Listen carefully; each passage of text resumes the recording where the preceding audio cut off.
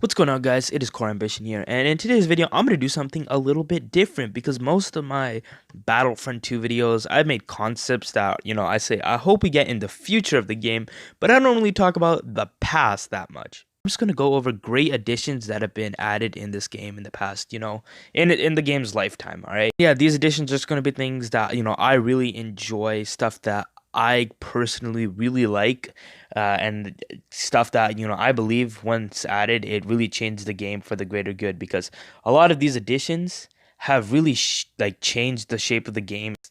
The 2015 Team Battlefront, like back when it released and in the present, they're basically almost two different games now. A lot has changed.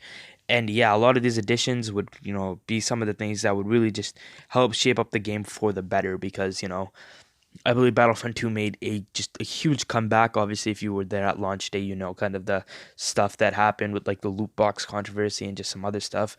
It really did put a dent into this game, but now that, it's just huge change.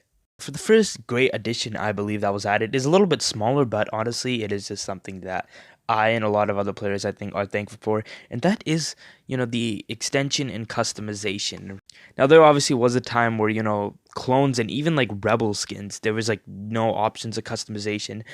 It did make the game kind of like bland, seeing like the same rebel face on like, like half of your team, and it was like, it's kind of boring, but then, they added rebel customization where you could change the face of your character and even like the different species of it, and that was really nice. And then there was more customization options, but the thing that I think a lot of players liked is the clone customization because the legions that we did have in the game, they're like, I think they were just made up legions, and I was kind of disappointed. There's just so many legions in the Clone Wars that were really memorable to people who did watch the show, and legions that were in episode 3 that I was always like, I really do hope they add these skins because then we could actually like, play as our favorite legions that, we have fond memories of, from, the Clone Wars episode 3, and like kind of play as those clone troopers. And then eventually they did add the skins slowly. I believe we started off with the 327th and 41st legions. Then, we got a whole bunch of skins after that, like the 212, 501st. We got a whole bunch of skins, and now obviously we have so many options to choose from. If somebody likes the wolf pack, they can play a wolf pack skin. If somebody remembers the 501st from episode 3, they can change it to that. And just so many options for the clones, and I'm really glad that they did do that. Even for the droids as well as the reinforcements, that's just an added bonus. But if I'm going to move on, this is the Geonosis Galactic Assault map. Now, I always was fond of like many of the Galactic Assault maps, but I was like, I would like a really like larger scale map that felt like you were fighting in like a large scale war. That is exactly what the Geonosis map brought in November of like a year or two ago. I'm really glad that they added the map and they just added these phases how it was. We get the ATTE that you could actually control. It wasn't on rails, which is good. I woke up at like 6 in the morning just to play the map before like school started. And I was like, yo, this map is huge. Going the ATTE, while you're like clones just trying to fight on this large scale map. Got the sandstorm moving in. So yeah, they just added so many great things. This was really cool that they added this thing, right? And one of the things that really made the Geonosis map feel huge was like not just the massive ATTEs or the scale of the map itself, but it was kind of like the details around it. Because if you see outside of the initial map you're playing on, you see like these hailfire droids and like a bunch of like AI soldiers in the background, they're fighting, and then in the sky you have like gunships flying around. That really made the map feel like you're fighting in the actual battle of Geonosis, and that was pretty cool to see. I'm glad that they added so much detail in this map. I'm glad they added the ATTEs. Glad they made it on such like this large scale. Now, moving up next is the addition of the DLC heroes, because there were a lot of heroes in Battlefront that we didn't have that I was like, they have to be added. They're such iconic heroes.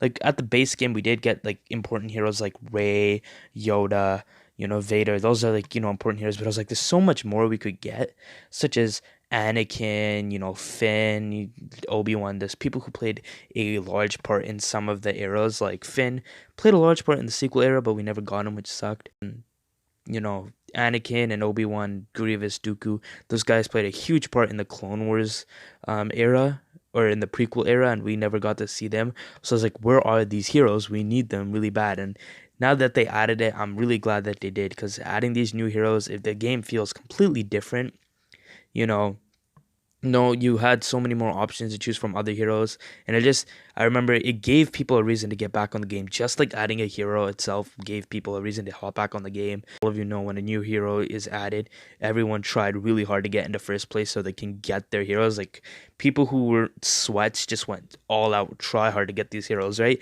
That was a good thing. It gave people a reason to play the game. So every time they added new heroes, I was really glad, and the heroes that they have added, I'm glad that they did, and I can't wait to see what other heroes they add in the future.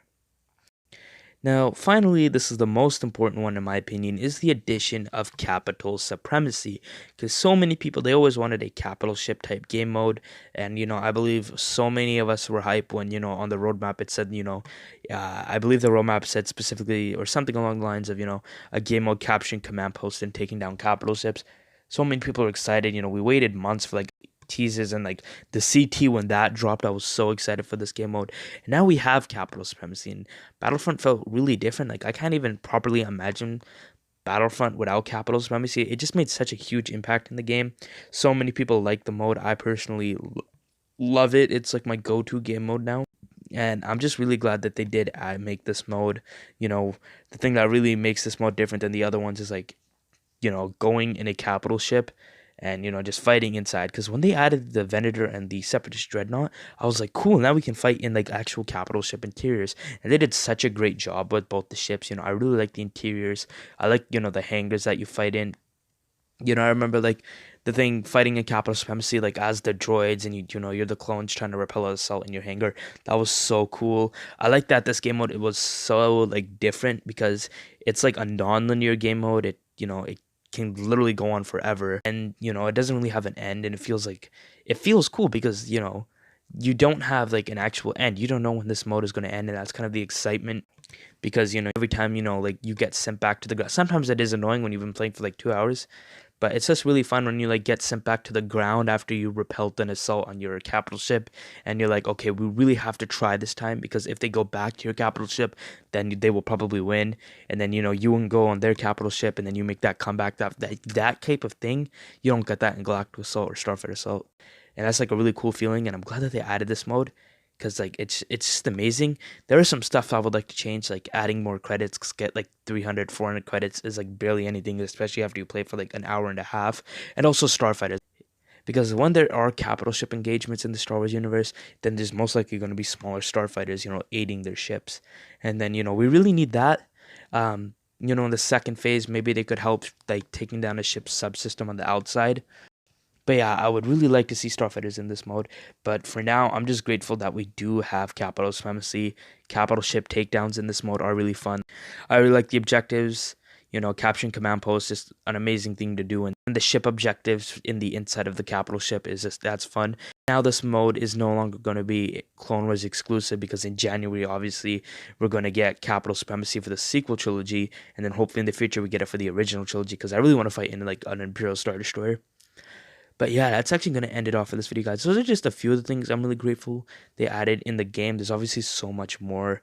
Truth be told, everything they add in this game I'm grateful for, because, when this game first launched, I thought, it might not even be alive for that long. It might just stop receiving live service after like, maybe a few months or a year at most. But it's been like year 3 of the game, and they're still going strong. And I'm really happy that EA and DICE did that.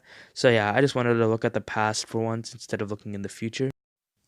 But that is going to end it off for this video, guys. Thank you so much for watching. And if you did enjoy this video, please give it a like, as I will appreciate it very much.